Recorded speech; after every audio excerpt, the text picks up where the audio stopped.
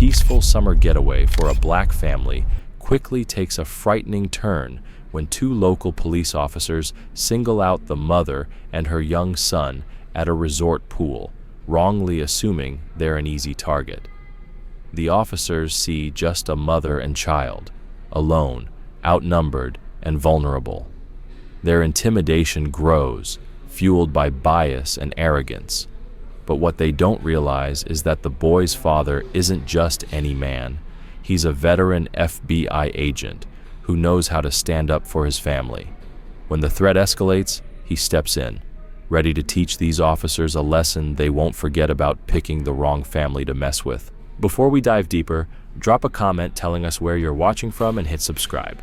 Tomorrow's story is one you won't want to miss. The morning sun poured softly through the curtains of the Taylor family home, casting warm light across the living room floor scattered with open suitcases and neatly folded clothes. 8-year-old Elijah bounced excitedly, clutching his favorite blue swim goggles. "Mom, did you pack my new swim shorts? The ones with sharks?" he asked, eyes shining. Samantha smiled, pulling the shark-printed shorts from the pile. "Right here, sweetie, all set." She carefully packed them with towels and sunscreen. Malcolm appeared from their bedroom, securing his FBI badge and firearm in their usual hiding place. He promised himself no work during this trip. This vacation was for his family. "Everyone almost ready?" he asked, lifting the heaviest bag effortlessly. "Almost," Samantha replied, zipping the last suitcase. "Elijah, honey, double-check your room to make sure you didn't forget anything." Elijah dashed off as Malcolm wrapped his arms around Samantha's shoulders. "You okay?" he whispered, sensing her tension. "I just want everything to be perfect," she said, leaning into him. "It's been so long since we had a real family vacation." "It will be," Malcolm assured her with steady confidence. "No work, no distractions, just us." Elijah returned, tablet in hand. "Got everything." They loaded the car with practiced efficiency. Samantha did a final house check while Elijah settled into the back seat, already absorbed in his tablet. As they pulled away, Elijah pressed his face to the window, watching their neighborhood shrink behind them. "How long until we get there?" came the first of many questions. "About 4 hours, champ," Malcolm answered, adjusting the rearview mirror. "We'll stop for lunch on the way." The highway stretched ahead as Samantha unfolded their carefully planned scenic route, designed to avoid busy cities. The car filled with their favorite road trip playlist, a mix of classic soul, modern pop, and Elijah's cartoon themes. 2 hours later, hunger set in, and they pulled into a roadside diner, buzzing with neon. The parking lot held mostly pickup trucks and local plates. Inside, the cheerful bell couldn't mask the sudden hush and lingering stares as the family made their way to a booth. Samantha gently squeezed Elijah's hand, seating him between her and Malcolm. Their waitress approached, her smile polite but distant.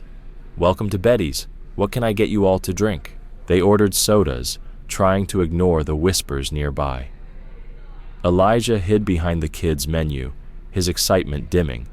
Malcolm stayed calm, but Samantha noticed his jaw tightening beneath the table. She reached for his hand, their fingers linking in quiet support. "Look, they have chocolate chip pancakes," Samantha said brightly. Elijah's face lit up again, the momentary warmth breaking through the uneasy atmosphere. Food arrived unusually fast, as if the staff wanted them gone quickly. They ate quietly, focusing on upcoming plans. "The lake's perfect for swimming," Malcolm told Elijah, who perked up instantly. "And there's an amazing pool, too." Back on the road, the tension from the diner slowly faded.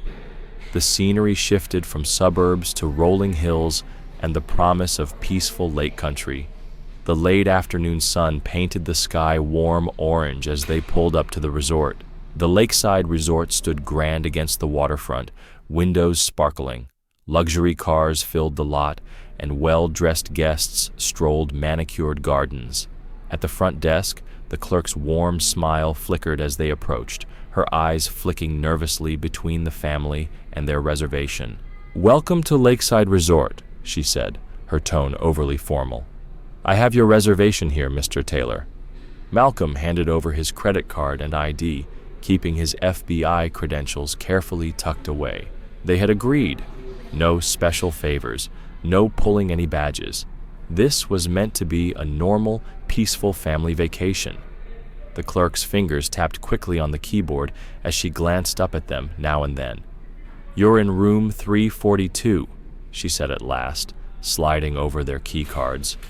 "Third floor, lake view," she added with polished professionalism. "Please be aware that pool and facility rules apply to all guests equally." They rolled their luggage down the hallway, the plush carpet soft beneath their wheels. Other guests stepped aside, offering polite smiles that didn't quite hide their discomfort. The suite was spacious, with large windows framing a sparkling view of the lake. Elijah immediately ran to the glass, pressing his hands against it. "Can we go swimming now?" "Let's unpack first, honey," Samantha said, already sorting clothes into drawers. Malcolm gave the room a quick, practiced sweep before beginning to unpack his own suitcase. Old habits die hard. Once unpacked, they set out to explore the resort grounds. Elijah practically bounced down the hallway, his excitement renewed after the long drive. The resort's elegant interiors boasted crystal chandeliers and fine artwork, but Samantha couldn't help but notice the few black guests they passed shared subtle looks of recognition. Elijah pressed his face against the glass, overlooking the outdoor pool area. The massive pool shimmered in the evening light, complete with a waterfall and connected hot tubs. "Please, can we go swimming now?" he begged. "Dinner first," Samantha said firmly, though her heart ached at his eager face. "We need to eat something proper after that diner lunch." They toured the rest of the resort, an impressive gym, a spa Samantha mentally bookmarked, and sitting areas with stunning lake views. Throughout their walk, the overwhelming whiteness of guests and staff was unmistakable. The few employees of color they spotted worked mainly in housekeeping or kitchen roles. The hotel's restaurant was grand, with floor-to-ceiling windows overlooking the lake. A hostess led them to their table, her professional smile steady, though her eyes kept darting to other guests' reactions. The white tablecloth gleamed softly under subtle lighting as smooth jazz played in the background. "The grilled chicken looks good," Samantha said, scanning the menu. "Elijah, they have mac and cheese on the kids' menu. Want a chocolate milk too?" Elijah nodded, legs swinging under the table. Malcolm's attention shifted to the bar where two men sat, casually dressed but unmistakably law enforcement. One was older, about Malcolm's age, with a weathered face and cold eyes. The other, younger, carried the confident posture of a rookie eager to prove himself. Both sipped drinks and glanced periodically at the Taylor family. Malcolm recognized the older man, Detective Greg Marks, from FBI briefings about local police. There had been rumors of excessive force complaints that vanished without explanation. The younger officer was unfamiliar, but his body language screamed inexperience mixed with aggression. Samantha noticed Malcolm's subtle tension. "Everything okay?" she whispered, while Elijah colored in his kids' menu. "Yeah," Malcolm replied quietly. "Just some local cops at the bar. Nothing to worry about." Their server arrived, a young white woman who seemed genuinely friendly compared to most staff. She took their order efficiently, but her smile faltered when she noticed the officers watching their table. Throughout dinner, Malcolm kept his back to the bar but could feel the officer's gaze. He focused instead on Elijah's excited chatter about swimming plans and Samantha's gentle reminders to use his inside voice. The meal was excellent. Perfectly grilled chicken for Samantha, a well-prepared steak for Malcolm, and Elijah declared the mac and cheese almost as good as Mom's. Still, the weight of unwanted eyes made the experience less enjoyable than it should have been. When they finished, Malcolm signed the check to their room. As they stood to leave, he caught one of the officers muttering something, followed by quiet laughter. He kept walking, his hand steady and protective on Elijah's shoulder, guiding his family toward the exit. Back in their suite, the tension finally eased. Elijah pulled his shark-patterned swim trunks from the drawer and laid them carefully on a chair. "They're ready for tomorrow," he announced proudly. Samantha sat on the edge of their king-sized bed, sighing as she kicked off her shoes. "Come here, baby," she called, pulling Elijah into a warm hug and breathing in his familiar scent. Malcolm stood by the window, looking out at the lake, now silvered by moonlight. The view was stunning, but his thoughts kept returning to those officers at the bar. He pushed the worries aside. He'd promised himself no work on this trip.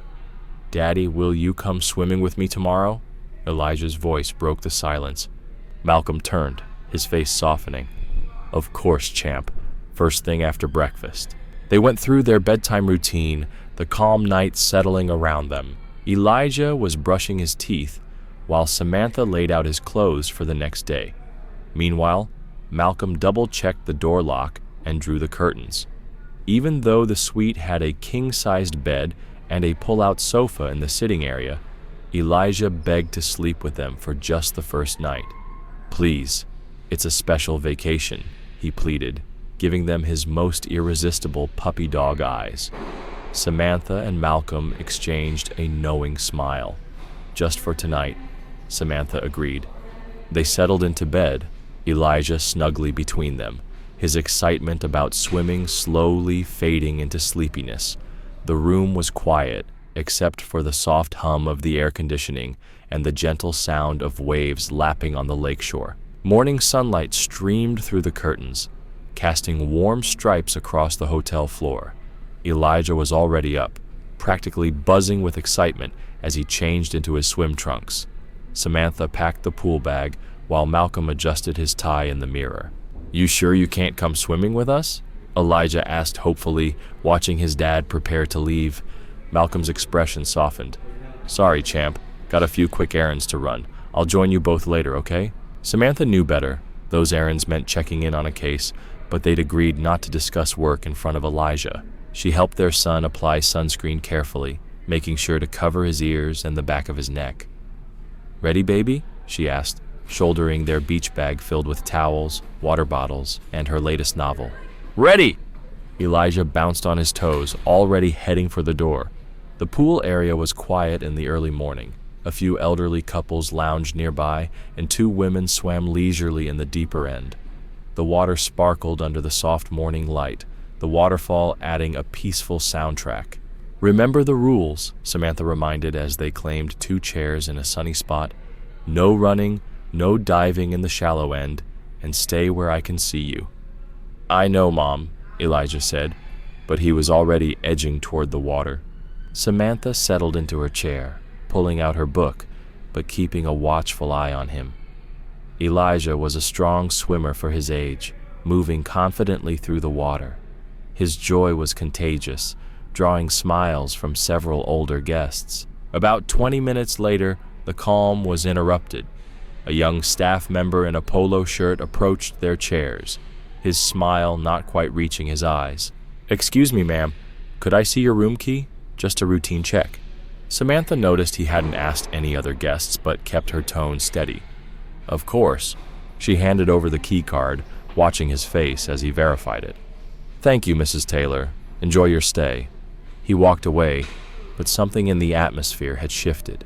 Elijah kept swimming, unaware, happily competing with another boy nearby to see who could hold their breath the longest. Samantha tried to focus on her book, but couldn't shake the uneasy feeling. Then she saw them, Detective Marks and Officer Riley, now in swim trunks, emerging from the men's changing room. They settled into chairs directly across from Samantha and Elijah, positioning themselves with a clear view. The air seemed to grow colder despite the warming sun. Marks lounged with calculated ease, while Riley sat forward, elbows on knees, eyes locked on Elijah's every move. Neither went into the pool. Samantha kept her expression neutral, though her heart raced. She wished Malcolm was there, but no, she was capable. This was her right, to be here with her son. Other guests began to notice. Elderly couples whispered quietly. The 2 women swimming slipped out and left. Elijah's new friend was called away by his mother, who shot Samantha an apologetic glance. "Mom, watch this!" Elijah called, performing a perfect underwater somersault. Samantha clapped, acutely aware of Riley leaning forward, tracking every movement. "Getting tired yet, baby?" she called. Elijah shook his head, splashing happily in the now empty pool. The officers stayed, their watchful eyes weighing heavily for another 15 minutes. Finally, Elijah paddled to the pool's edge. "I'm hungry," he announced. "Okay, let's dry off," Samantha began. But the officers were already moving. Marks led the way, Riley flanking him. Water dripped from Elijah onto the concrete as he stood close to Samantha's chair, sensing the sudden shift. "Ma'am," Mark said, his tone falsely polite but loud enough for everyone to hear, "we're going to need to see some identification." "And your room key," Riley added, rocking on his feet, "just to verify you're supposed to be here." Samantha felt her cheeks flush as the other guests stared. Elijah pressed tightly against her side, water from his swim trunks soaking through her cover-up. She could feel him trembling slightly. "I already showed my room key to your staff," she said calmly, though her heart was pounding. "Less than an hour ago." "Well, now you can show it to us," Marks replied, his cold eyes never smiling. "And some ID, unless there's a problem." Taking a deep breath to steady herself, Samantha reached into her bag, keeping Elijah close. Her fingers trembled as she pulled out her ID and room key. Mark snatched them from her hand, inspecting them with exaggerated suspicion. His lip curled as he read her name. "These could be fake," he declared loudly, making sure everyone could hear. "They are not fake," Samantha said firmly, her heart racing. "Like I said, your staff already verified them." Before she could say more, Riley stepped closer, his face flushed with barely contained anger. "This place is for whites," he spat. "We've had enough of your kind causing trouble." Gasps rippled through the crowd. Several guests pulled out their phones, recording the scene. Elijah clung to Samantha, shaking against her side. "My kind," Samantha's voice rose. "We're paying guests just like everyone else here." Suddenly, Marks's hand shot out, grabbing Samantha's arm roughly. "That's enough. You're leaving now." "Don't touch my mom!" Elijah cried, clutching Samantha's other arm. "Let go of me!" Samantha demanded, trying to pull free. "You're hurting me!" Riley moved behind them, shoving Samantha toward the pool steps. "Move it, or we'll make you move." Elijah started crying harder, his grip tightening. Other guests shouted in protest, but no one stepped in. Hotel staff hovered nervously, unsure what to do. "I said, let go!" Samantha struggled against Marks's grip, shielding Elijah from Riley's aggressive shove. Suddenly, a towel flew through the air, landing on a nearby chair. Malcolm appeared, his presence commanding immediate attention. His suit jacket was off, sleeves rolled up, revealing powerful forearms. "Take your hands off my wife, now." His voice was calm, but carried across the silent pool area. Riley spun, shoving Malcolm's chest. "Back off. This isn't your business." Malcolm moved with fluid precision, catching Riley's arm and twisting it behind his back in one swift motion. Riley yelped, knees buckling. Marks lunged at Malcolm with a roar, but Malcolm sidestepped, using Marks's momentum to slam him into a deck chair. The chair clattered across the concrete as Marks sprawled awkwardly. Riley scrambled up, pulling a collapsible baton from his swim trunk pocket and snapping it open with a metallic click. "Drop it!" Malcolm ordered. Riley swung wildly. Malcolm blocked the strike and grabbed Riley's wrist, applying precise pressure. The baton clattered to the ground as Riley howled. Malcolm kicked it away, still holding tight. "Federal agent!" Malcolm's voice boomed as he pulled his FBI badge from his back pocket. "Stand down, both of you." The crowd fell utterly silent. Phones recorded everything. Marks froze halfway to standing, face draining of color. Riley stopped struggling, mouth agape. Karen Foster, the hotel manager, arrived with 2 security guards. She took in the scene, the crying child, scattered deck chair, dropped baton, and watching crowd. "What's going on here?" she stammered, eyes darting between Malcolm and the officers. "These officers assaulted my wife and terrified my son," Malcolm said, voice steady but fierce. "They tried to forcibly remove them from the pool solely because of their race. When I stepped in, they attacked me." Karen's face went pale as the guards exchanged uncertain looks. We didn't know, Marks began. Malcolm cut him off sharply. You didn't know what? That they were guests? That they had every right to be here? That assaulting them was illegal? Or maybe you didn't know her husband could fight back? Marks and Riley backed away, their earlier arrogance deflated. The crowd grew louder, guests shouting support for the Taylors and condemning the officers. This is outrageous, an elderly woman declared. I saw the whole thing. They attacked that woman and her child. We have it all on video, another guest added, waving his phone. Malcolm pulled Samantha close, wrapping an arm around her while keeping his gaze on the officers. Samantha held Elijah tightly, trembling but dignified. Elijah buried his face in her side, still softly crying. Word spread quickly through the resort. Guests gathered in groups, sharing videos and expressing disgust. Staff whispered nervously, some ashamed, others angry at the officers' actions. Mrs. Taylor, Mr. Taylor, Karen said, wringing her hands. We need to talk. I can't express how deeply sorry we are. Save it, Malcolm cut her off sharply. This isn't over, not by a long shot. Karen Foster hovered nearby, her professional smile strained. Please let me make this right. We'll upgrade you to our lakeside suite immediately, no extra charge. And all your meals will be complimentary for the rest of your stay. Malcolm tightened his arm around Samantha, who was still trembling slightly. What we want is accountability, not bribes. Of course, Karen nodded quickly. I've already contacted Chief Evans. He's personally coming to address this situation. Good, Malcolm said firmly, because those officers need to face consequences. As they gathered their things by the pool, several guests quietly approached to offer support. What those officers did was disgraceful, whispered an elderly woman, patting Samantha's arm. We saw everything. My husband recorded it all.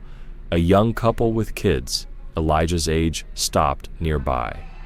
We're so sorry this happened, the mother said gently.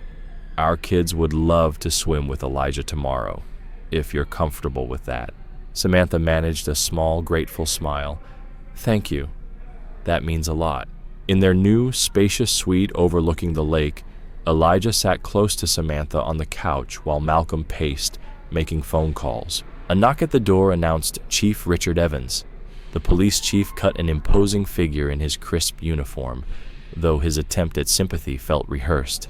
Mr. and Mrs. Taylor, I want to personally apologize for my officer's unprofessional conduct. Malcolm crossed his arms. Unprofessional? They assaulted my wife and traumatized my son. A regrettable misunderstanding, Evans said smoothly. Officers Marks and Riley have been placed on administrative leave pending review. We take this very seriously. Administrative leave isn't enough, Samantha spoke up, her voice steady despite her anger. They should be fired and charged. Evans spread his hands. We'll conduct a thorough investigation, but surely this can be resolved without escalating things further. These officers have families too. They should have thought about that before attacking mine, Malcolm replied coldly. After Evans left, a woman with a press badge appeared in the hallway. Cassie Flores, local news. I'd love to hear your side of the story. Malcolm shook his head. No comment at this time. I understand, Cassie said, slipping him her card. But there's more to this story than you know. Call me if you change your mind. That evening, they dined in the hotel restaurant. The atmosphere was thick with tension. Other diners stared openly or whispered behind menus. The waitstaff were professionally polite but cold. Elijah pushed his food around his plate, subdued. I'm not very hungry, Mom. Try to eat a little more, sweetie, Samantha encouraged, though her own appetite had vanished when she noticed their server glaring from across the room. Maybe we should go, she murmured to Malcolm. I don't like how that waiter keeps looking at us. Malcolm nodded and signaled for the check. As they walked back to their suite, other guests quickly moved aside, avoiding eye contact. Samantha unlocked the door and then froze. A piece of paper had been slipped underneath. Her hands shook as she picked it up and read the message, written in block letters. Get out while you can. Malcolm, she called softly, holding out the note. He took it, jaw tightening as he read. I'm calling hotel security. They probably let whoever did this onto our floor, Samantha said bitterly. Elijah looked between his parents, sensing their tension. What's wrong? He asked. Nothing, baby, Samantha assured him, though her voice wavered. Why don't you get ready for bed? Once Elijah was in the bathroom, Malcolm pulled Samantha close. We're not leaving, he said firmly. That's exactly what they want. I know, she whispered against his chest. But I'm scared, Malcolm. Not for us, for Elijah. Did you see how quiet he was at dinner? This is affecting him. We'll protect him, Malcolm promised, his expression grim. And we'll make sure everyone responsible faces consequences. Samantha pulled back, looking him in the eye. They're targeting us now, all because we dared to stand up. Then they picked the wrong family to mess with, Malcolm said, voice hard with determination. He carefully folded the threatening note and placed it in an evidence bag from his briefcase. Every action they take only proves their corruption, he said. The sound of running water stopped as Elijah emerged in pajamas. Despite everything, he managed a small smile when he saw his parents hugging. Can we watch a movie before bed? He asked hopefully. Of course we can, sweetheart, Samantha said, forcing cheerfulness into her voice. But as Samantha settled onto the couch with her family, she couldn't shake the uneasy feeling that this was just the beginning of their troubles. The next morning, sunlight poured through the windows, but it did little to lift the heavy mood. Malcolm and Samantha spoke quietly in the bedroom, while Elijah watched cartoons in the living room. I don't like this, Samantha said, holding up the threatening note from the night before. Someone got access to our floor, right to our door. Malcolm ran a hand over his face, exhaustion clear in his eyes. Security here is a joke. No cameras in the hallways, barely any staff coverage. It's like they want to keep things off the record. What are we going to do? Samantha crossed her arms, glancing toward the door where Elijah sat. I need to dig deeper, Malcolm said firmly. There's more at play here than just two racist cops. The hotel staff, management, they're all connected somehow. I should take Elijah out for the day, Samantha suggested. That amusement park we passed on the way in might help get his mind off everything. Malcolm nodded. Good idea. Keep your phone on and stay alert. I don't trust anyone in this town anymore. In the living room, Elijah looked up as his parents appeared. Can we go swimming today? Samantha forced a bright smile. Actually, honey, I thought we could do something even better. How about that big amusement park we saw? Elijah's face lit up a bit, though not with his usual enthusiasm. Really? Can Dad come too? Dad has some work to do, Malcolm said, kneeling beside his son. But you two are going to have an amazing time, and get me one of those giant pretzels. Okay, Elijah beamed. After Samantha and Elijah left, Malcolm began his investigation. He started at the front desk, asking pointed questions about security protocols and guest access. The young clerk stumbled through vague answers before calling a supervisor. I'm sorry, sir, the supervisor said stiffly. Our security measures are confidential. If you have concerns, please speak with management. Malcolm noticed staff whispering whenever they thought he wasn't looking. In the security office, he faced locked doors and unfriendly faces. Private area, a guard barked. Guests not allowed. Near the pool, Malcolm discovered security cameras were positioned to miss key areas, a deliberate blind spot that couldn't be accidental. As he made notes on his phone, movement in the parking lot caught his eye. Detective Marks and Officer Riley stood by their patrol car, gesturing angrily at Karen Foster. Even from a distance, Malcolm saw the tension in their body language. Karen jabbed her finger at them before storming back inside, leaving the officers fuming. Meanwhile, at the amusement park, Samantha tried to keep the day normal for Elijah. They rode the carousel and played carnival games, but she couldn't shake the feeling of being watched. Look, Mom, Elijah called out, pointing to a roller coaster. Can we ride that one? As they waited in line, Samantha noticed a security guard speaking into his radio while staring in their direction. Later, at the concession stand, the server's smile vanished when she handed over their change. Mommy, Elijah whispered during lunch. Why are those people taking pictures of us? Samantha turned to see a group quickly lowering their phones. Her heart raced. They're probably just tourists, baby. Here, try these nachos. They're really good. But Elijah's sharp observation was clear. Throughout the day, he grew quieter, staying close to his mother's side. The thrill of the rides couldn't fully mask the tension beneath. By late afternoon, they returned to the hotel, emotionally drained. Malcolm waited in their suite, his expression grim as he hugged them both. "Did you find anything?" Samantha asked softly while Elijah went to wash up. "Plenty of suspicious behavior," Malcolm replied, "but they're careful. No one's talking, and conveniently, there's no surveillance where we need it." Elijah climbed onto the couch between them, shoulders slumped. "Dad, the kids at the park today, they were different." "Different how, buddy?" Malcolm asked gently.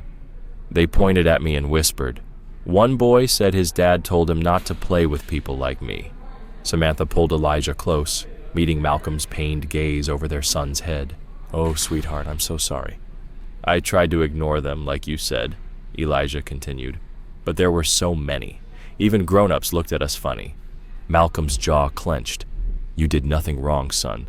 Those people have the problem, not you." "But why?" Elijah asked, eyes filling with tears. "We didn't do anything bad. We just wanted to swim." Samantha stroked his hair, her own eyes wet. "Some people let fear and hate make them do terrible things, but we're not going to let them win." "That's right," Malcolm agreed firmly. "We'll stand up to them, together." That evening, after Elijah had fallen into an uneasy sleep on the suite's pull-out couch, Malcolm and Samantha sat at the small dining table, voices low but determined. "We're not running," Samantha declared, gripping her phone tightly. "That's exactly what they want," Malcolm nodded, his laptop open before him. "Agreed, but we have to be smart. These people have gotten away with this for too long." Samantha pulled up her contacts list. "I'm calling Diane at the Civil Rights Legal Defense Fund. She helped when my school tried to push out those immigrant families last year." While Samantha stepped onto the balcony to make her call, Malcolm dove into public records.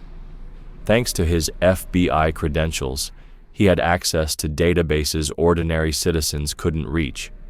Article after article revealed a troubling pattern.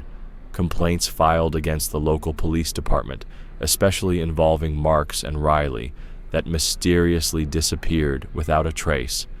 20 minutes later, Samantha returned, her expression brightening. "Diane's sending a legal team tomorrow. She says we need to document everything and gather witness statements while memories are fresh." "Good," Malcolm said, turning his laptop toward her.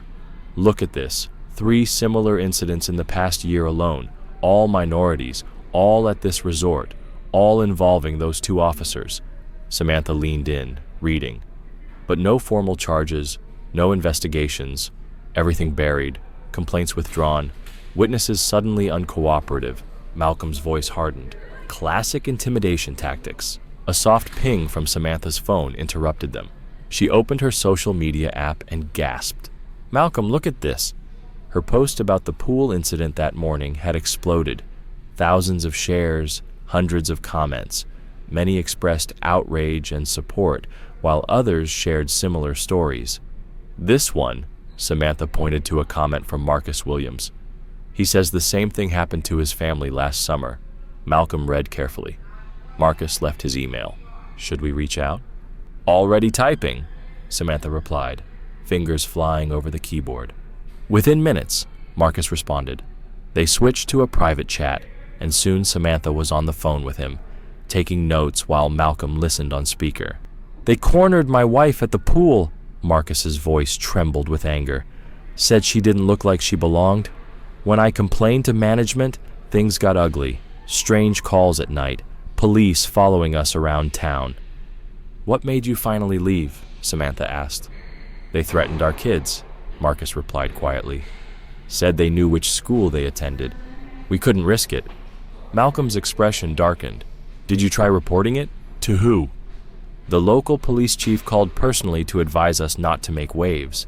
The hotel offered a full refund if we signed an NDA. We just wanted to get our family home safe." After the call ended, Samantha's hands shook slightly. "They're monsters, Malcolm, using their badges to terrorize families."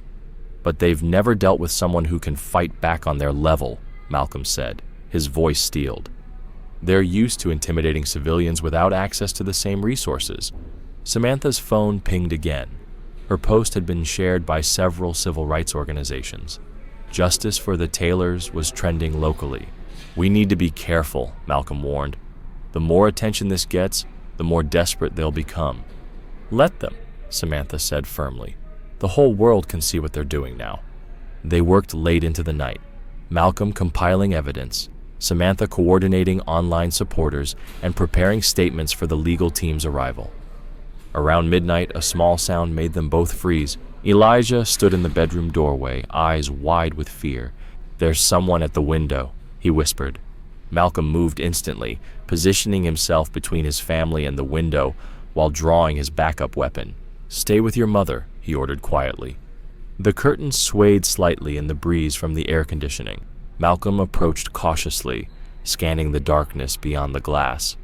The window overlooked a small courtyard 3 stories below. "I saw a shadow," Elijah insisted, clutching Samantha's hand. "Like a person, but all dark." Malcolm checked the window locks. Secure.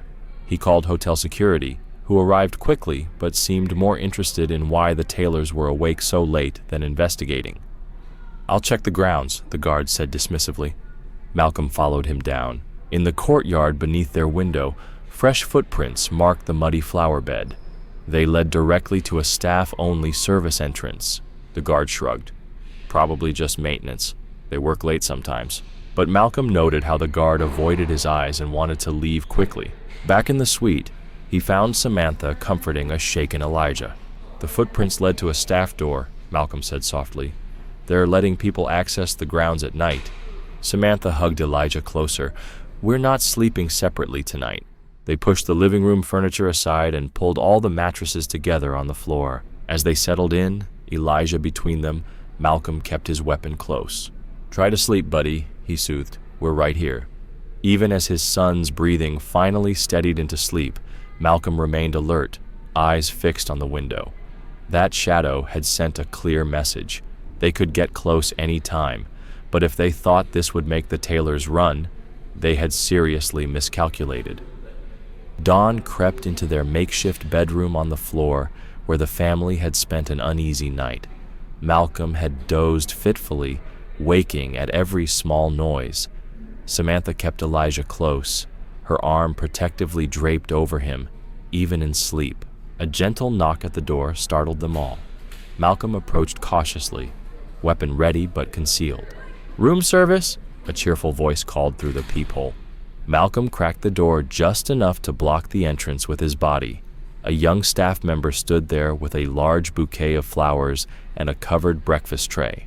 "Compliments of management," the server said, trying to peer around Malcolm. "And this note," Malcolm added, taking the items without inviting him in. The flowers were expensive, roses and lilies arranged beautifully in a crystal vase. The note, on heavy hotel stationery, expressed deepest regrets for any misunderstandings. Samantha read it over Malcolm's shoulder and scoffed. "Misunderstandings? That's what they're calling assault and harassment now. They're trying to buy our silence," Malcolm said, setting the flowers aside. "Make it look like everything's resolved." Elijah poked at the breakfast tray. Belgian waffles, fresh fruit, premium coffee. "Can we eat it?" he asked. "It's safe," Malcolm assured him, though he understood his son's hesitation. "But it doesn't change anything," Samantha said, pulling out her phone and scrolling through contacts. "I'm calling that reporter Cassie, the one who wanted to interview us yesterday. Maybe she can help expose what's really happening here." Malcolm nodded slowly. "Good idea, but let's meet somewhere public." An hour later, they sat in a busy downtown coffee shop. Cassie Flores arrived right on time, notebook in hand, her sharp eyes taking in every detail. Malcolm had positioned them at a corner table with clear sight lines to all exits.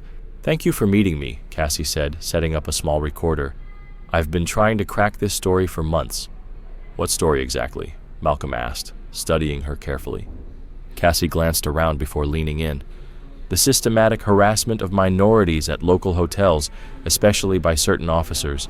But every time I get close to proof, it disappears. Sources back out. Evidence vanishes. Samantha shared their experiences, the pool confrontation, the threatening note, the shadow at their window. Malcolm discreetly activated his phone's recording app under the table. Classic pattern. Cassie nodded, taking rapid notes. They start with verbal harassment, escalate to physical intimidation, then target family members. The hotels are always complicit. They need police to overlook certain activities, so they play along. What activities? Malcolm pressed. Cassie's expression grew guarded. I can't prove anything yet, but rumors swirl about money laundering, drug trafficking through service entrances. The resort network provides perfect cover, and they use racial harassment to drive away anyone who might notice. Exactly, Samantha said. Cassie showed photos on her phone, other families who'd been targeted, police reports altered, security footage with mismatched timestamps. Why hasn't anyone stopped them? Elijah asked suddenly. He'd been so quiet they'd almost forgotten he was there, doodling on a napkin. Cassie's face softened. Because they're very good at making problems disappear, honey. My editor won't run stories without solid proof, and that proof keeps vanishing. Last month, my apartment was broken into. Malcolm's hand tightened on his cup. You're taking a risk talking to us, Cassie said firmly. Someone has to stand up to them, she added. And you're different. They weren't expecting an FBI agent. Plus, with social media now, we have copies of everything. Samantha nodded. Multiple backups, secure locations. Cassie finished her coffee and gathered her things. I'll start writing the story today, but be careful. These people, the cops, the hotel management, they've had years to perfect their system. She stood to leave, then paused, expression grave. They don't play fair here. Watch your backs. They watched through the window as Cassie walked to her car, an older sedan with a small dent in the passenger door. Malcolm memorized the plate number, already planning to run a protection detail check on her. She's scared, Samantha observed quietly. But she's still fighting, Elijah said, showing them his napkin drawing. 3 stick figures standing together, facing down a group of angry-looking figures in police uniforms. Malcolm studied his son's artwork, noticing how the family figures stood tall while the officers looked distorted, almost monstrous. Children's drawings often reveal deep truths. Yes, buddy, he said, carefully folding the napkin to keep. Like us. Through the window, they watched Cassie's car disappear around a corner. Malcolm's jaw tightened, calculating risks and strategies. They had gained an ally now, but that also meant one more person was at risk. Malcolm had seen too many whistleblowers silenced in his FBI career to take this lightly.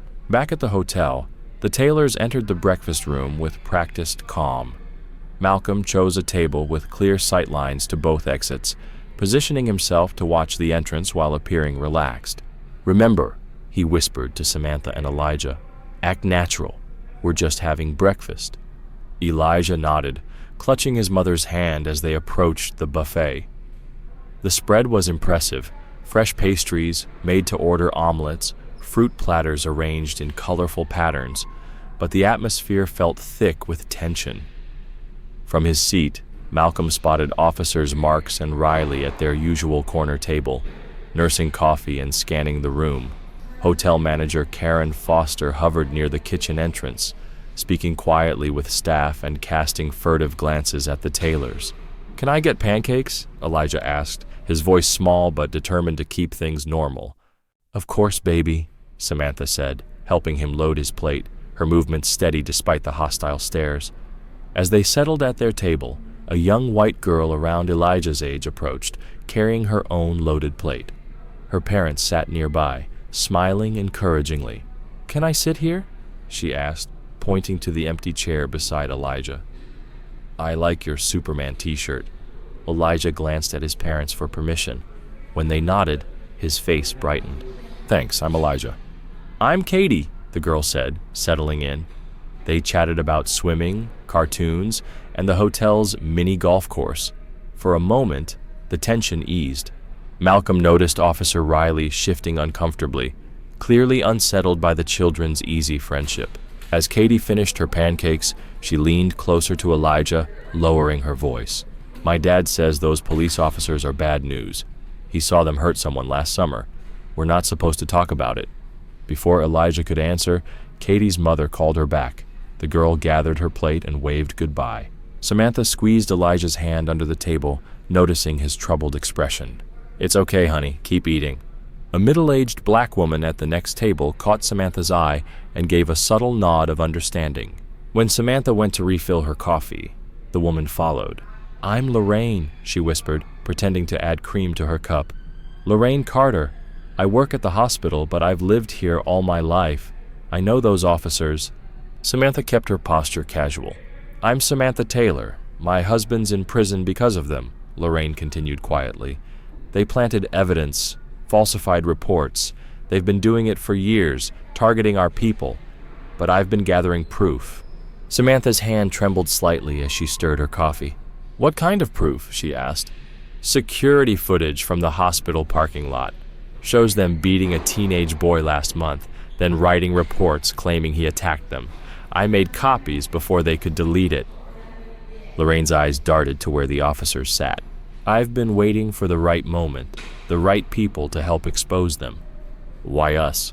"Because you're already fighting back, and your husband. The FBI connection changes everything. They can't make this disappear so easily." "How can we get the footage?" "Meet me in the laundry room in 20 minutes, basement level.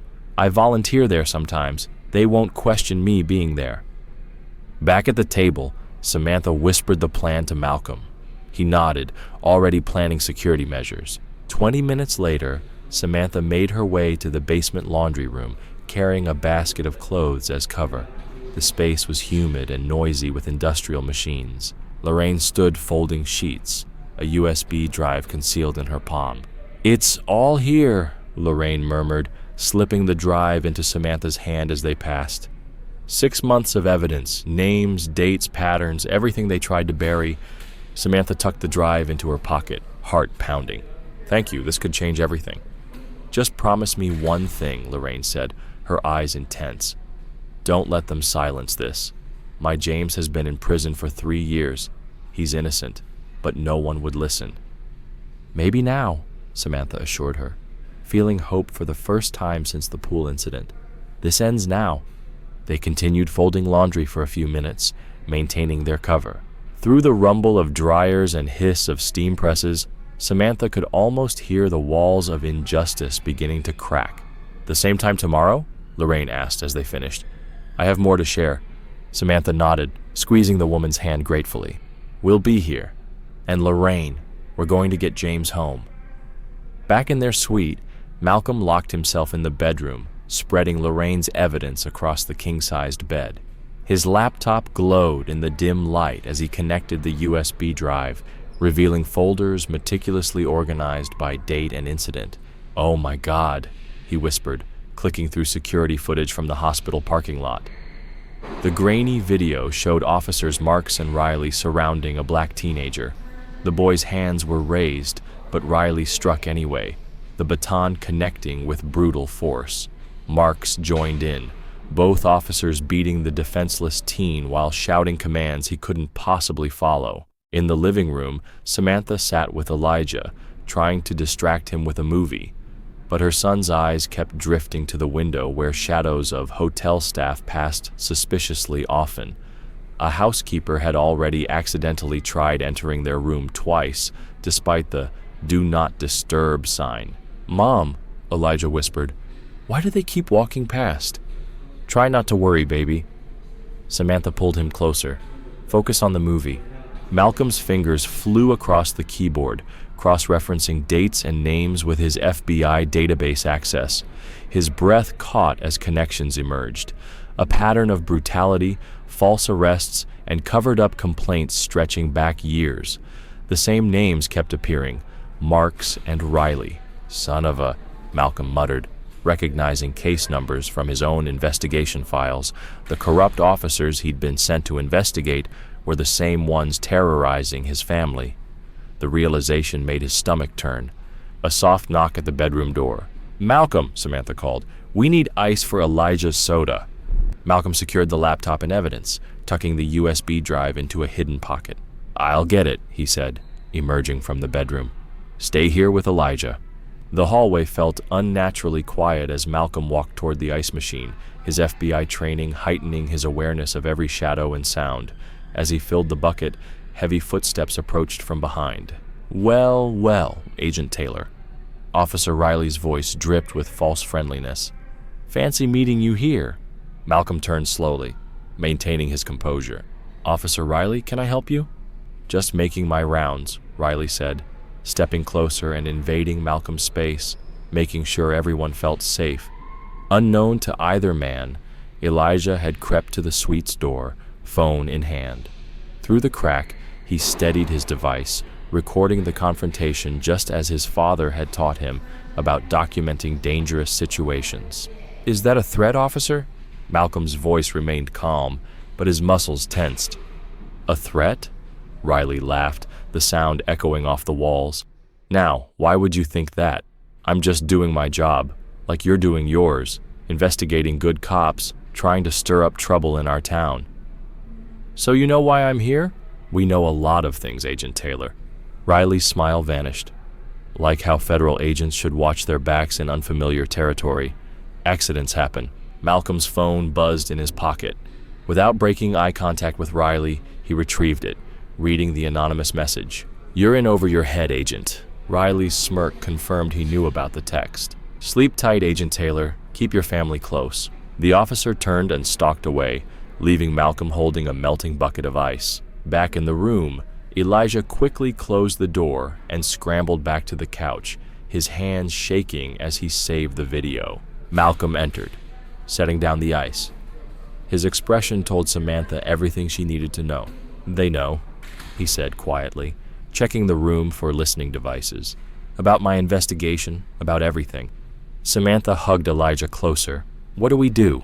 Malcolm secured the windows and door before retrieving Lorraine's evidence from its hiding place.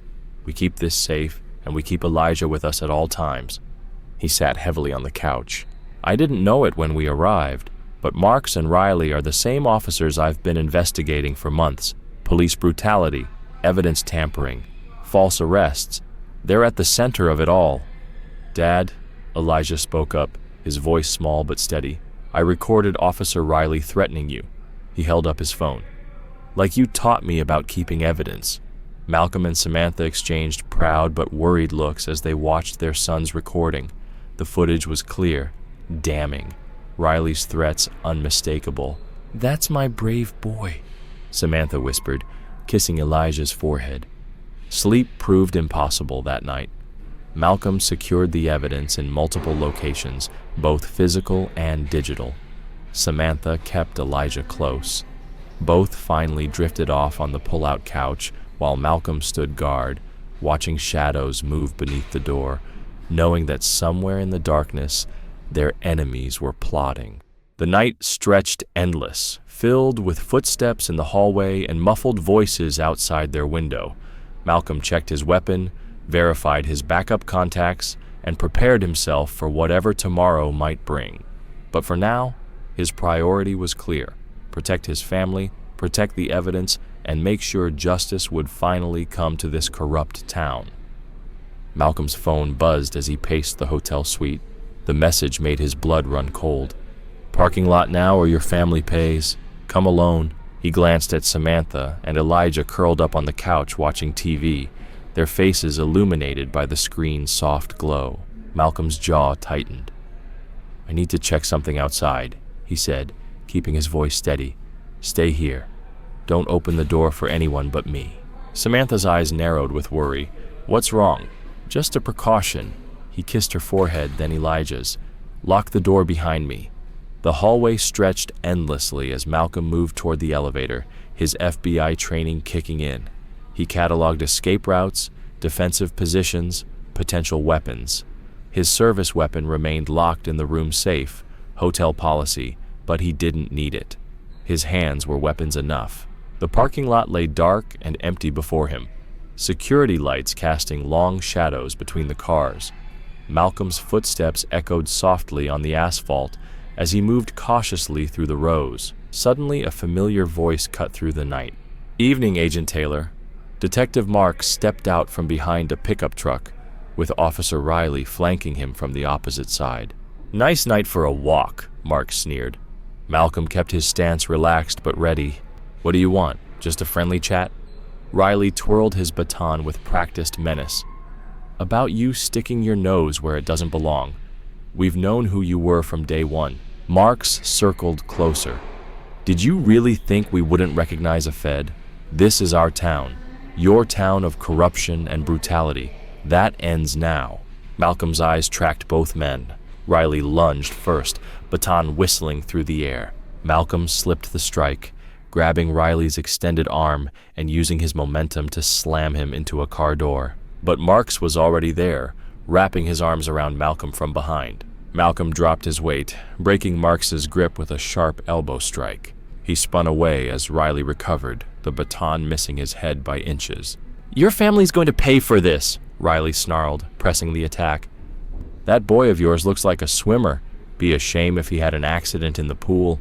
White-hot rage flared in Malcolm's chest, but he channeled it into precise movement. As Riley swung again, Malcolm stepped inside his guard, trapped the baton arm, and twisted. The weapon clattered to the ground as Riley howled in pain. Marks charged, trying to tackle Malcolm to the asphalt. Malcolm sprawled expertly, driving his forearm into Marks's throat. The detective stumbled, gasping. "You're both done," Malcolm growled, holding his defensive stance. "The evidence is already secure. Multiple copies, multiple locations." "Evidence can disappear," Marks wheezed, "just like witnesses." Riley recovered his baton, blood trickling from a split lip. "And families," he spat. "They attacked together this time, coordinated and vicious." Malcolm blocked a baton strike that numbed his forearm, ducked Marks's wild haymaker. His FBI combat training took over. Economy of motion, using their aggression against them, staying mobile. A glancing blow caught Malcolm's temple, sending warm blood trickling down his face. But he used the moment to trap Riley's arm, applying a textbook joint lock that dropped the younger officer to his knees, screaming. The click of a gun being cocked froze the scene. "Let him go," Marks commanded, aiming his service weapon at Malcolm's head. "Or I put you down right here." Malcolm maintained the hold on Riley, who whimpered in pain. "You really want to add murdering a federal agent to your charges?" "Who said anything about murder?" Marks smiled coldly. "You attacked 2 officers. We defended ourselves. Simple report to write." The parking lot fell silent except for Riley's labored breathing and distant traffic.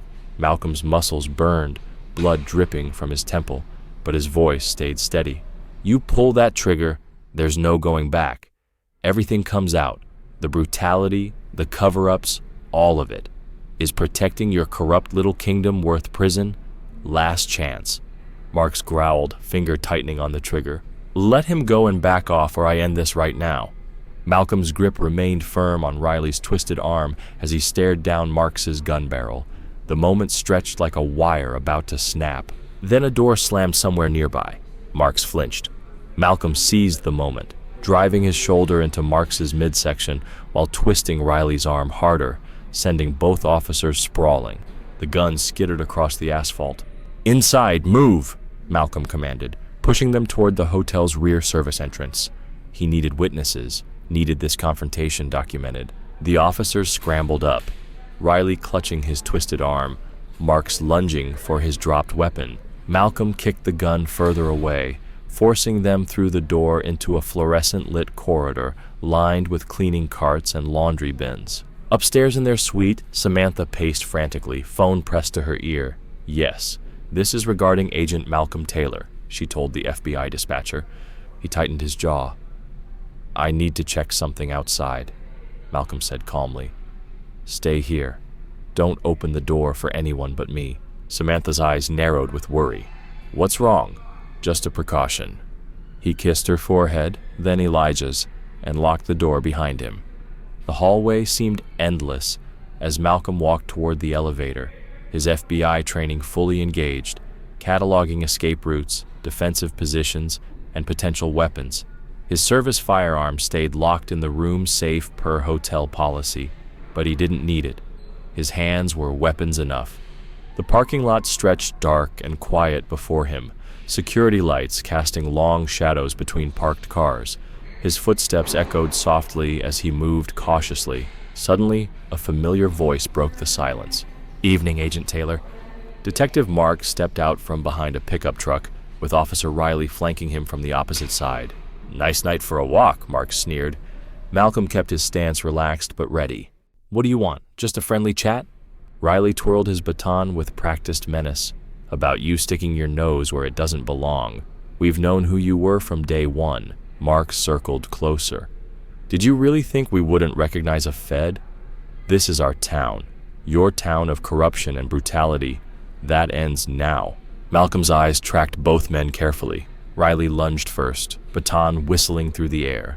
Malcolm slipped the strike, grabbed Riley's extended arm, and used his momentum to slam him into a car door. But Marks was already there, wrapping his arms around Malcolm from behind. Malcolm dropped his weight, breaking Marks's grip with a sharp elbow strike. He spun away just as Riley's baton missed his head by inches. "Your family's going to pay for this," Riley snarled, pressing the attack. "That boy of yours looks like a swimmer. Be a shame if he had an accident in the pool." Malcolm channeled his fury into precise movement. As Riley swung again, Malcolm trapped the baton arm and twisted it, sending the weapon clattering to the ground. Riley howled in pain. Marks charged, trying to tackle Malcolm to the asphalt. Malcolm sprawled expertly, driving his forearm into Marks' throat. The detective gasped and stumbled. "You're both done," Malcolm growled. "The evidence is already secure. Multiple copies, multiple locations." "Evidence can disappear," Marks wheezed. "Just like witnesses." Riley, blood trickling from a split lip, recovered his baton. "And families," he spat. They attacked together this time, coordinated and vicious. Malcolm blocked a baton strike that numbed his forearm, ducked Marks's wild haymaker. His FBI combat training took over, using their aggression against them and staying mobile. A glancing blow caught Malcolm's temple, blood trickling down his face. But he trapped Riley's arm in a textbook joint lock, dropping the younger officer to his knees, screaming. Then came the click of a gun being cocked. "Let him go," Marks commanded, aiming his weapon at Malcolm's head. "Or I put you down right here." Malcolm held his grip on Riley tightly. "You really want to add murdering a federal agent to your charges?" Marks smiled coldly. "Who said anything about murder? You attacked 2 officers. We defended ourselves. Simple report to write." The parking lot fell silent except for Riley's labored breathing and distant traffic. Malcolm's muscles burned, blood dripping from his temple, but his voice stayed steady. "Pull that trigger and there's no going back. Everything comes out. The brutality, the cover-ups, all of it. Is protecting your corrupt little kingdom worth prison? Last chance." Marks growled, finger tightening on the trigger. "Let him go and back off, or I end this right now." Malcolm's grip remained firm on Riley's twisted arm as he stared down Mark's gun barrel. The moment stretched like a wire ready to snap. Suddenly, a door slammed nearby. Marks flinched. Malcolm seized the moment, driving his shoulder into Mark's midsection while twisting Riley's arm harder, sending both sprawling. The gun skittered across the asphalt. "Inside move," Malcolm commanded, pushing them toward the hotel's rear service entrance. He needed witnesses, needed this confrontation documented. The officers scrambled up, Riley clutching his twisted arm, Marks lunging for his dropped weapon. Malcolm kicked the gun further away, forcing them into a fluorescent-lit corridor lined with cleaning carts and laundry bins. Upstairs, Samantha paced frantically, phone pressed to her ear. "Yes, this is regarding Agent Malcolm Taylor," she told the FBI dispatcher. Through the conference room's windows, they could see the growing crowd in the lobby. Hotel guests clustered in small groups, sharing videos of the arrests on their phones. News vans had already started arriving, their satellite dishes visible in the parking lot. Cassie stood near the entrance, directing her camera crew and coordinating with other reporters. 2 senior FBI agents entered, their expressions grim but satisfied. "Agent Taylor," the lead agent said, "we've secured the hotel's security footage and guest complaints going back 3 years. The pattern is clear: systematic harassment targeting minority guests, all buried by management." Samantha interrupted, "Where's Karen Foster?" As if on cue, they heard the hotel manager's voice rising from the lobby. "This is completely unfair. We've always maintained the highest standards. Save it, Karen. Lorraine Carter's voice cut through, loud and clear. Surrounded by other community members who had come to show support, Lorraine continued, "You knew what those officers were doing. You helped them target families like mine, like the Taylors." Karen's face flushed red. "That's absurd. We would never—" "We have the deleted complaint files," an FBI tech announced, emerging from the hotel's administrative office with a laptop. "They were trying to wipe the servers when we arrived, but we recovered everything. Years of buried incidents, all involving officers Marks and Riley, all personally dismissed by Miss Foster." Karen Foster's composure cracked. "They threatened me," she said shakily. "Said they'd make trouble for the hotel if I didn't cooperate." "And the kickbacks?" Malcolm asked, standing despite the medic's protests. "The cash payments for keeping quiet." Karen's mouth opened and closed silently. Hotel staff watched from behind the check-in desk, their expressions a mix of shame and relief as the truth unfolded. Elijah tugged at his mother's sleeve. "Look," he whispered, pointing to the lobby windows. More people were arriving. Families they'd seen at the pool, local residents, even some of the hotel's housekeeping staff who had been too afraid to speak up before. Cassie pushed through the crowd with her camera crew, capturing the scene as federal agents led Karen Foster away for questioning. "Ms. Foster," she called out, "any comment on the evidence showing your direct involvement in covering up police brutality at your hotel?" The manager ducked her head, hurrying past with an agent on each arm. The crowd parted, some filming on their phones, others shouting questions and accusations. Agent Taylor, a federal prosecutor, entered the conference room.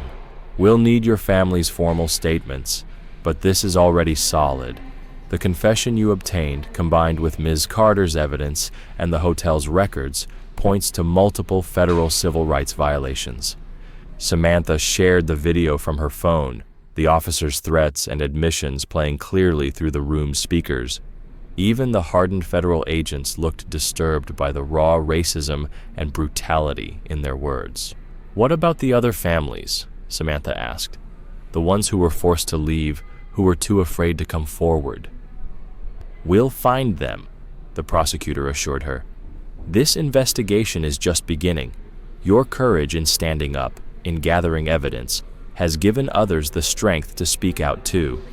Through the windows, they could see Lorraine talking with other community members, sharing her own story of persecution. Hotel guests who had witnessed the pool incident joined the group, adding their accounts. The wall of silence was crumbling. "It's time to get you out of here," Malcolm's supervisor decided. "We've arranged secure transport and protection until this settles down." Malcolm nodded, wrapping one arm around Samantha and the other around Elijah. "Let's go home." As they emerged from the conference room, the lobby fell silent. Then someone started clapping. The applause spread, growing louder as hotel staff, guests, and local residents joined in. Elijah gripped his parents' hands tightly, walking tall between them. "You showed them, Dad," he said proudly. "We all did," Malcolm corrected, including Samantha in his gaze. Together, FBI agents formed a protective corridor through the lobby, leading the family toward the exit. People reached out to touch their shoulders, offering words of support and gratitude. The hotel's head of housekeeping, an older black woman who had remained silent for years, pressed a hand to her heart as they passed. "Thank you," she whispered. "Thank you for not backing down." Cassie's camera captured their exit, broadcasting live as the Taylors stepped into the evening air. The setting sun painted the sky in fierce oranges and purples, a fitting backdrop to their victory. More supporters waited outside, holding hastily made signs demanding justice and reform. "This isn't over," Samantha said quietly as they approached their FBI escort vehicle. "No," Malcolm agreed, watching another police car arrive with internal affairs investigators. "But it's a start, a real start." In the stark, fluorescent light of the FBI field office's main conference room, Malcolm stood before a panel of federal prosecutors and Department of Justice officials. His bruises had faded to yellowish patches, but his presence commanded attention. Behind him, a screen displayed photos, documents, and video evidence spanning years of systematic abuse. The pattern was clear, Malcolm explained, pointing to a timeline of incidents. Officers Marks and Riley specifically targeted minority guests at the resort, but it went deeper than simple harassment. They had built an intricate system of intimidation and cover-ups with hotel manager Karen Foster's full cooperation. Lead prosecutor Sarah Chen leaned forward. And the financial angle? Malcolm clicked to the next slide, showing bank records, monthly payments from the hotel's discretionary fund to both officers, disguised as security consulting fees. In exchange, they ensured complaints vanished and victims left town quickly. Outside the conference room windows, news vans lined the street. Reporters had camped out since dawn, cameras poised for any official statement. The story had exploded across national media, with major networks picking up footage of Malcolm's confrontation with the officers. Malcolm continued, Miss Lorraine Carter's documentation proved invaluable. She quietly collected evidence for years after her husband's wrongful imprisonment. 23 families have come forward so far, each sharing similar experiences of harassment, threats, and forced departures. The DOJ Civil Rights Division chief nodded grimly. And the hotel's involvement is systematic, Malcolm confirmed. Karen Foster maintained 2 sets of guest complaint records. The official log showed 0 incidents of discrimination or police misconduct, but our tech team recovered deleted files, over 50 documented cases in just 3 years. The conference room door opened. An agent ushered in Samantha and Elijah. They had been asked to attend this part of the briefing. Elijah wore a small FBI visitor badge proudly on his chest, sitting tall beside his mother.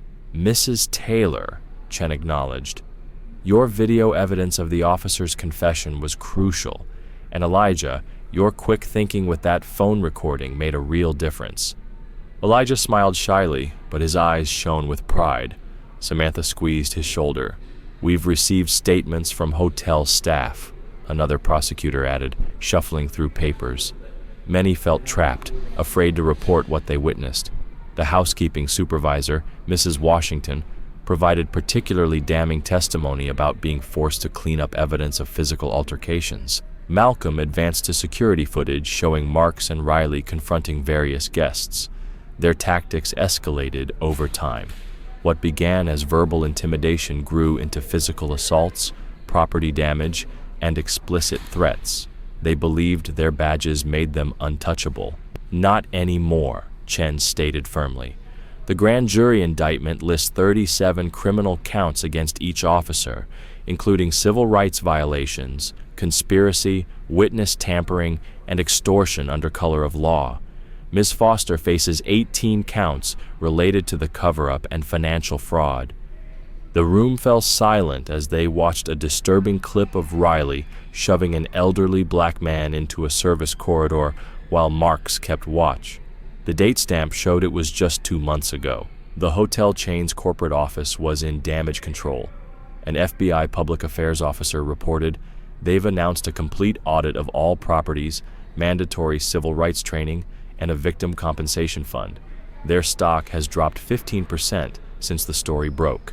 Samantha spoke up. What about the other victims? The ones too afraid to come forward before? Ms. Carter has been instrumental in reaching them, Chen replied. She's working with our victim services unit, helping families document their experiences. The statute of limitations hasn't expired on most cases. A junior agent entered with breaking news. Marks and Riley have just appeared for arraignment. No bail. The judge cited flight risk and danger to the community. They're being transported to federal custody now. Scattered applause broke out in the room. Malcolm noticed Elijah watching him intently and gave his son a reassuring wink. Agent Taylor, the FBI deputy director's voice came through the conference room speaker. Your actions exemplified the highest standards of the Bureau. You maintained your cover despite personal risk, gathered crucial evidence, and protected both your family and the public. The Office of Professional Responsibility has reviewed the incident and fully commends your conduct. Malcolm nodded respectfully. Thank you, sir, but I had help. He looked at Samantha and Elijah. My family showed real courage.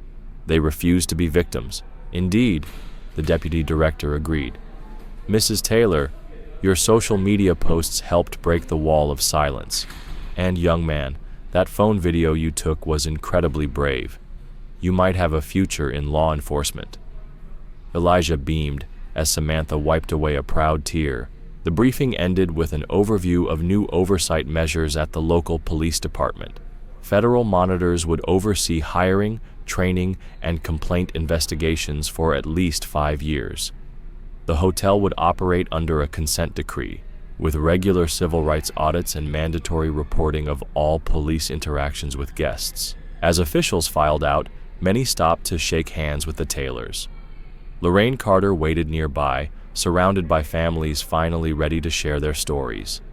The wall of silence had crumbled, replaced by voices demanding accountability. 2 weeks after the dramatic events at the resort, Malcolm sat at their suburban kitchen table, sipping coffee and reading the morning paper. Bold headlines read, "Federal oversight begins at troubled police department," and "Hotel chain announces sweeping anti-discrimination reforms." Samantha leaned over his shoulder, still in her teaching clothes. "They're actually following through," she said, pointing to a photo of federal monitors entering the police station. "Lorraine texted me. They're reviewing every case Marks and Riley touched." "About time." Malcolm nodded, his bruises now fading. The FBI's Internal Affairs Division had uncovered 15 more complaints buried deep in personnel files, some dating back years. Sunlight streamed through their kitchen window, warming a familiar space that somehow felt different, safer. Their ordeal had changed them, not in the way their attackers intended. They were stronger. Elijah bounded down the stairs in his school uniform, clutching a certificate. "Mom, Dad, look what Ms. Rodriguez gave me." He proudly displayed an award recognizing his courage and quick thinking. Samantha hugged him close. "That's wonderful, honey. We're so proud of you." "The whole school knows what happened," Elijah said, pouring cereal. "Kids keep asking me to show them how to record videos secretly, even Tommy Williams. He never used to talk to me." Malcolm exchanged a knowing look with Samantha. Their son was finding confidence instead of fear. "Speaking of recognition," Malcolm said, pulling an envelope from his briefcase. "The FBI director wants us at headquarters next week. They're giving me the Distinguished Service Award." "Malcolm, that's amazing," Samantha exclaimed. "It's not just for me," he explained. "They want to honor our whole family, and Lorraine too. They're acknowledging her years of documentation that helped break the case." The doorbell rang, a delivery of flowers and a card from Samantha's school district. The superintendent had publicly praised her courage and used their story in anti-discrimination training. Her students had created a wall of supportive messages in her classroom. "Did you see the latest about Karen Foster?" Samantha asked, arranging the flowers. "She's cooperating with prosecutors now, turning over years of hidden records, not just from our hotel, but 3 others where she worked." Malcolm nodded grimly. "The pattern runs deeper than anyone suspected, but people aren't afraid to speak up anymore. That's the real victory." His phone buzzed. A text from Lorraine. Her husband James was being released today. His conviction overturned after review. The photo showed James walking out of prison, Lorraine by his side, both beaming. "Can we go to the pool today?" Elijah asked hopefully. "Coach says I missed too much practice." Samantha hesitated, then smiled. "Of course we can, sweetie." She pulled out her phone, sending quick texts. "Let's make it a celebration." That afternoon, they arrived at their local community pool to find friends and supporters waiting.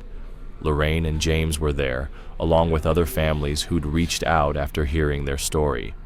Elijah's swim team cheered as he walked in. The atmosphere was festive but meaningful. Parents who'd never spoken before shared stories, building connections.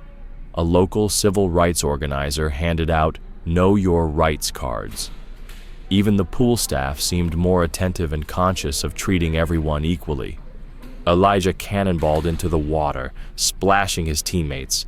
His laughter echoed across the pool deck. Pure, unrestrained joy. Remember how nervous we used to be? Samantha murmured to Malcolm. Always watching, always worried. Now we're the ones being watched, Malcolm replied, nodding toward a cluster of admiring parents. But for the right reasons. They found seats by the water, surrounded by their growing community. James Carter stopped by, still adjusting to freedom, but eager to thank them. What you did gave us all courage, he said quietly. Made people believe justice is possible. A splash war erupted in the pool. Kids of all backgrounds played together, while parents chatted easily on the deck. The fear and tension that once haunted these spaces was dissolving, replaced by something stronger: solidarity. "Look at him go," Samantha said proudly, as Elijah raced another boy across the pool. Their son moved through the water with confident strokes, no longer glancing nervously or staying close to the edges. Malcolm squeezed her hand. He's not the only one who's stronger now. They watched as Lorraine introduced James to other families. Their story inspired more people to come forward. The local news reported that 5 more wrongfully convicted men were having their cases reviewed. The ripples of change kept spreading. The late afternoon sun sparkled on the pool water, creating dancing patterns of light. Children's laughter mixed with adult conversations, creating a soundtrack of community healing. Here, in this moment, the Taylors could see the real impact of their stand for justice, not just in headlines or courtrooms, but in the simple freedom to enjoy a summer day at the pool, surrounded by friends who had become allies. I hope you enjoyed that story. Please share it with your friends and subscribe so you don't miss the next one. In the meantime, I've handpicked 2 stories for you that I think you'll enjoy. Have a great day.